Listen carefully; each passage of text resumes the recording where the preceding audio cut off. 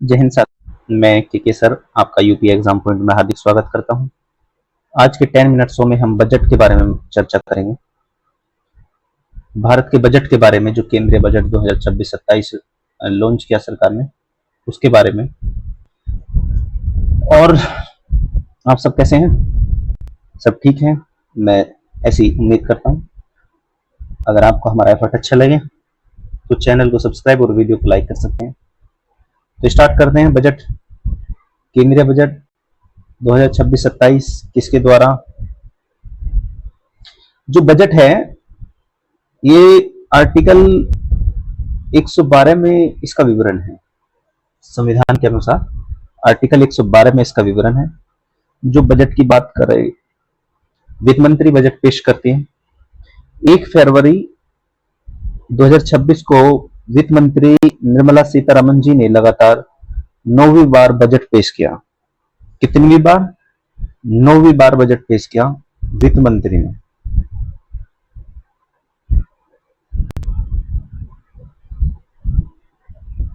वित्त मंत्री ने 1 फरवरी 2026 को वित्त मंत्री निर्मला सीतारमण ने लगातार 9वीं बार बजट पेश किया।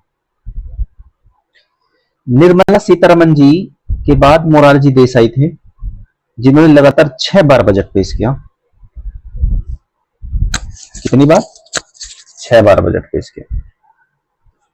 इतिहास में पहली बार ऐसा हुआ है जब बजट रविवार को प्रस्तुत किया गया। अब तक सर्वाधिक 21 बार सोमवार को बजट प्रस्तुत हुआ है। पहली बार ऐसा हुआ था जो संडे को बजट पेश किया गया। अब तक हर बार सोमवार को बजट पेश किया गया।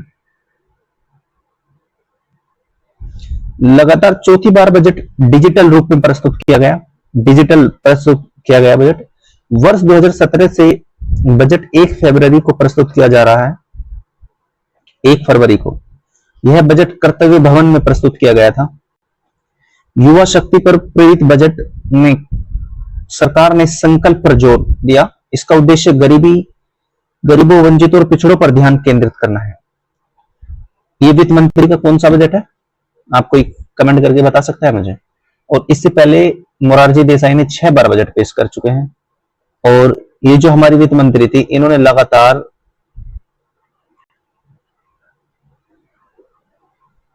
9 बार बजट पेश कर दिया। ठीक है जी। अब सरकार द्वारा घोषित कार्यक्रम, सरकार ने किन किन मुद्दों के कार्यक्रम घोषित करे? सरकार द्वारा 3 घोषित कार्यक्रम है। जन आकांक्षाओं को पूरा करना, आर्थिक विकास को सतत करने में बढ़ाना, आर्थिक विकास को सतत तरीके से बढ़ाना, सबका साथ और सबका विकास। सरकार द्वारा घोषित 3 प्राथमिकताएं, सरकार ने 3 प्राथमिकताओं पर जोर दिया है।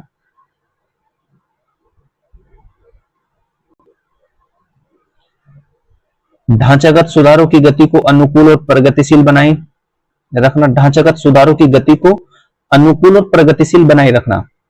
दक्षतापूर्ण पूंजी आवंटन और जोखिमों का बेहतर प्रबंधन। एआई एप्लीकेशन और अति उन्नत प्रौद्योगिकियों को सुशासन में सहायक बनाना। ठीक है जी।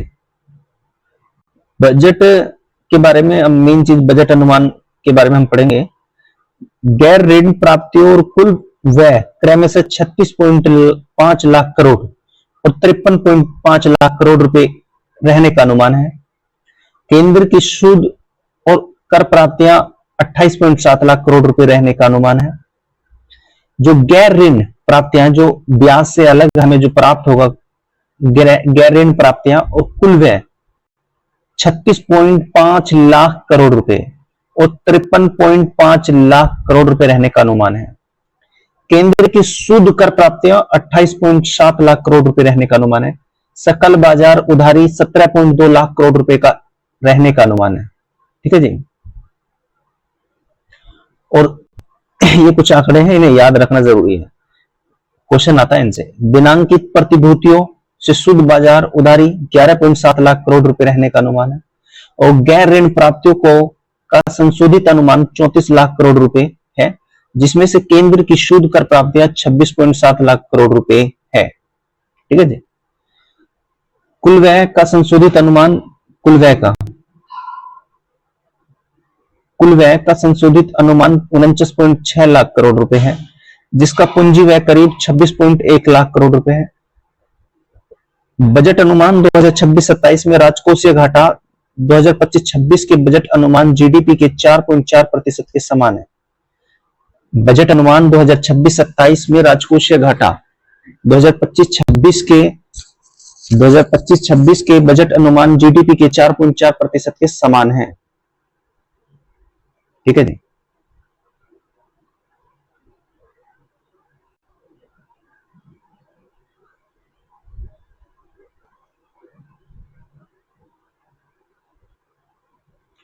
अब हम पढ़ते हैं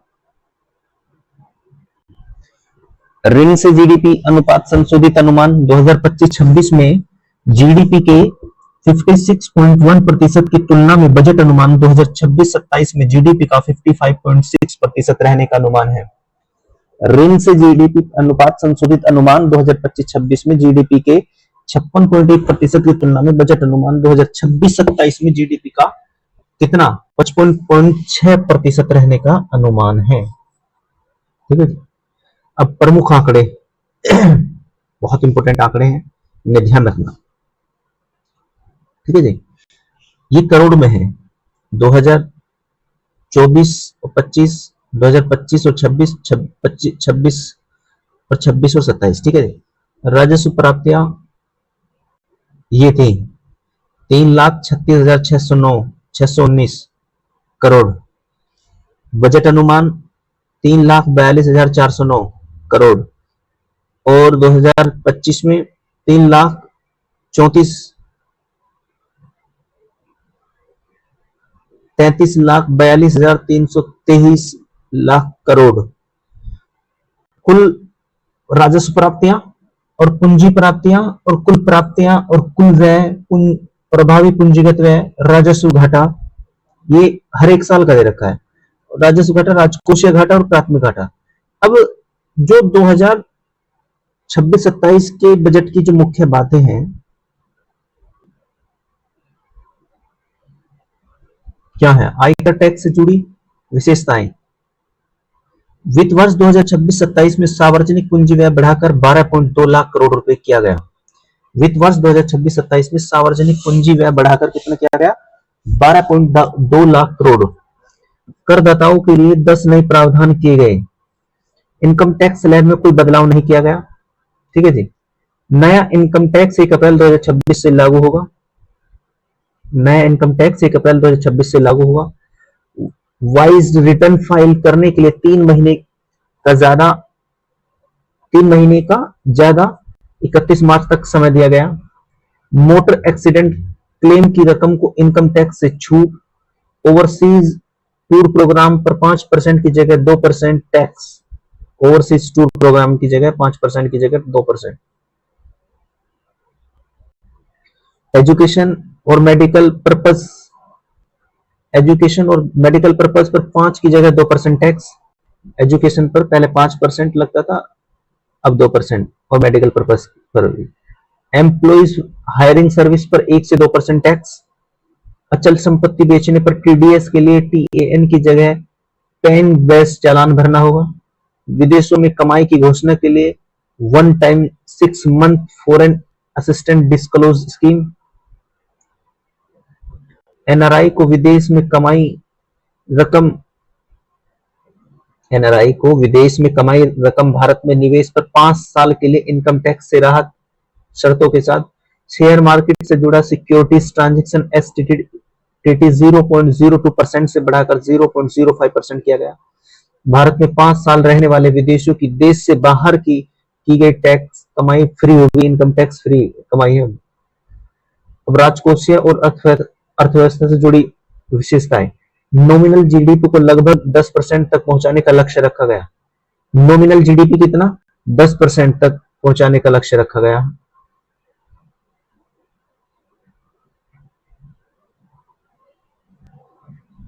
केंद्रीय करों का 41% हिस्सा राज्यों के लिए जारी रखने का प्रस्ताव रखा गया। राजकोषीय धारा को 4.3% जीडीपी पर रखने का लक्ष्य रखा गया। ठीक है जी। और रेल और इंफ्रास्ट्रक्चर क्षेत्र में रेल और इंफ्रास्ट्रक्चर क्षेत्र में राष्ट्रीय जल मार्गों के तहत 20 नए राष्ट्रीय जल मार्गों का निर्माण होगा। तो अगर पूछिए क्वेश्चन की बजट 2026-27 के अनुसार कितने नए राष्ट्रीय जल मार्गों का निर्माण होगा, तो 20 नए राष्ट्रीय जल मार्गों का निर्माण होगा। वंदे भारत स्लीपर ट्रेनें, अमृत भारत ट्रेनें और कवच सुरक्षा प्रणाली को विस्तार देने का लक्ष्य रखा गया। 5 नए एक्सप्रेस हाईवे और 7 हाइब्रिड रेल कॉरिडोर बनाने की घोषणा की गई। 7 हाइब्रिड रेल कॉरिडोर बनाएगा भारत। अब कौन कौन से होंगे वो? मुंबई से पुणे, पुणे से हैदराबाद, हैदराबाद से बेंगलुरु, हैदराबाद से चेन्नई, चेन्नई से बेंगलुरु, दिल्ली से वाराणसी, वाराणसी से Siliguri. Cargo dedicated freight corridor पूर्व में डंकुनी से पश्चिम में सूरत तक पोर्ट को जोड़ने के लिए भी स्कीम है। देश भर में 4000 नई बसें चलाई जाएंगी। देश में सी प्लेन बनाने वालों को सपोर्ट दिया जाएगा। सी प्लेन। जलचर और अंगुल जैसे खनिज समृद्ध और कलिंग नगर जैसे औद्योगिक केंद्रों को जोड़ने के लिए ओडिशा में NW5 से शुरुआत के साथ अगले 5 वर्षों में 20 नए राष्ट्रीय जल मार्गों को चालू किया जाएगा। ठीक है जी। वस्त्र और रोजगार के क्षेत्र में टेक्सटाइल क्षेत्र को बढ़ावा देने के लिए समर्थ 2.0 लॉन्च किया गया। मेगा टेक्सटाइल पार्क बनाया जाएगा। टेक्सटाइल सेक्टर को बढ़ावा देने के लिए 5 प्रमुख योजनाएं लॉन्च की गई। रेशम, ऊन, जूट के लिए राष्ट्रीय फाइबर योजना लॉन्च की गई। महात्मा गांधी ग्राम स्वरोजगार योजना की घोषणा की गई। महात्मा गांधी ग्राम स्वरोजगार योजना की घोषणा की गई। लघु माध्यम उद्योग MSME के लिए 10,000 करोड़ रुपए आवंटित किए गए। भविष्य के चैंपियन बनाने के लिए 10,000 करोड़ रुपए का MSME ग्रोथ फंड बनेगा। टेक्सटाइल सेक्टर के लिए 3 scheme, national fibre scheme, man made fibre, advance fibre आएगी। वाराणसी और पटना में इंटरनल वाटरवेज डेवलप किया जाएगा। प्राइवेट डेवलपर्स को इंफ्रास्ट्रक्चर रिस्क गारंटी फंड सरकार पार्शियल गारंटी देगी। मोबाइल और अन्य इलेक्ट्रॉनिक स्पोर्ट्स के लिए बजट बढ़ाकर 40,000 करोड़ रुपए हुआ। स्वास्थ्य और प्रौद्योगिकी क्षेत्र में 3 नए केमिकल पार्कों का निर्माण किया जाएगा। सेमीकंडक्टर के लिए ISME 2.0 की शुरुआत हुई।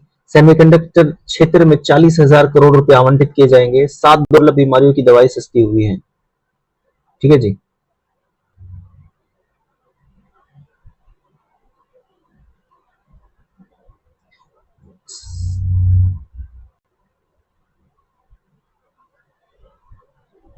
कैंसर व शुगर की दवाई सस्ती हुई। 5 क्षेत्रीय मेडिकल हब बनाए जाएंगे। 3 नई अखिल भारतीय आयुर्वेद संस्था बनेंगे। 5 मेडिकल हब बनेंगे। कैंसर और शुगर की दवाई को फ्री किया गया है, सस्ती किया गया है।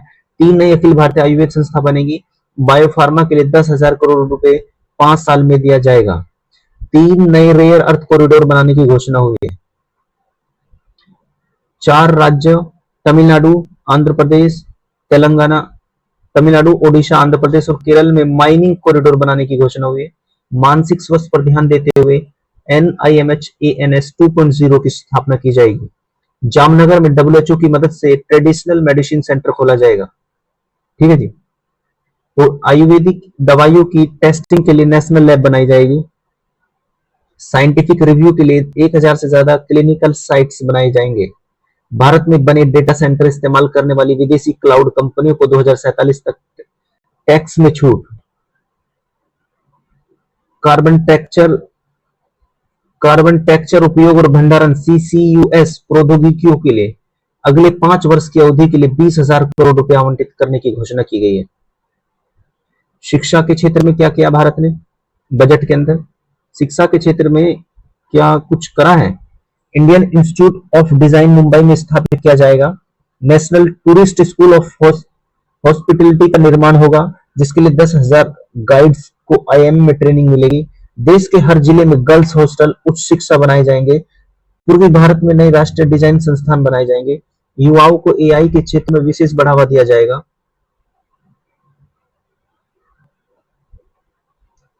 National destination digital knowledge grid स्थापित होगी। 5 साल में 1 lakh specialist health care professional तैयार किए जाएंगे। 1.5 लाख केयर गिवर्स को ट्रेनिंग दी जाएगी।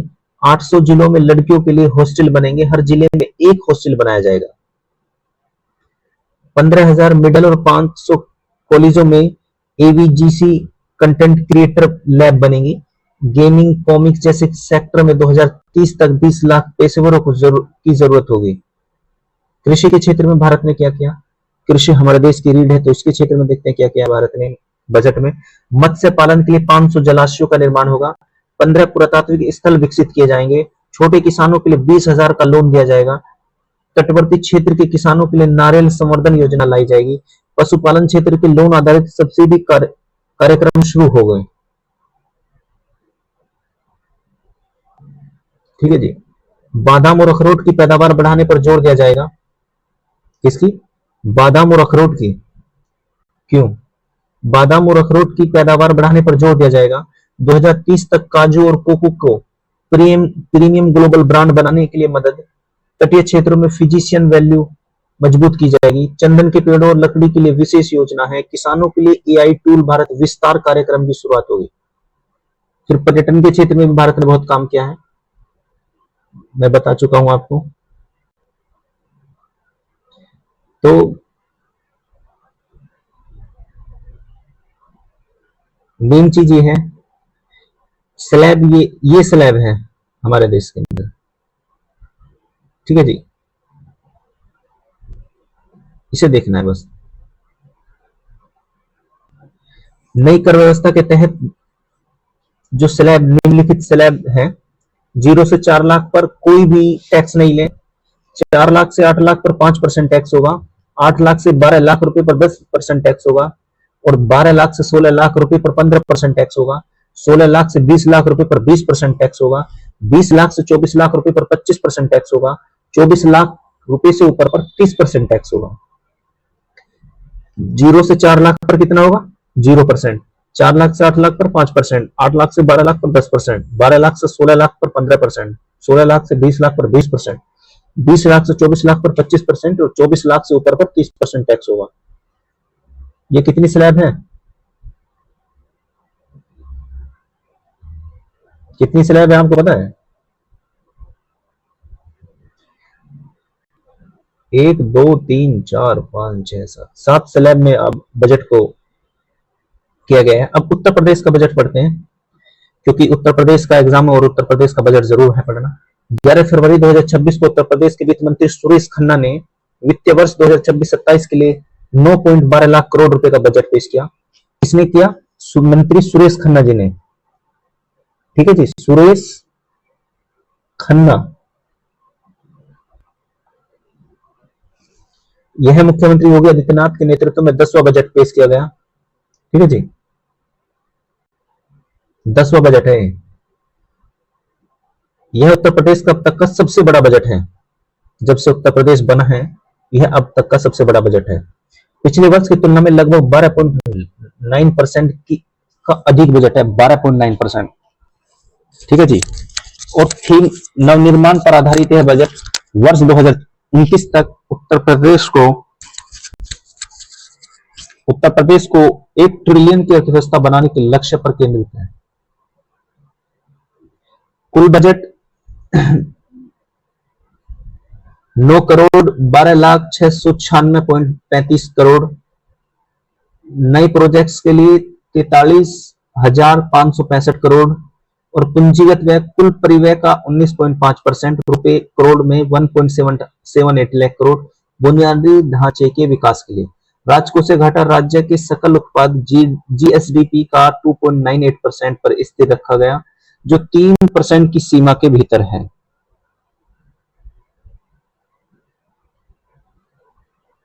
ठीक है जी।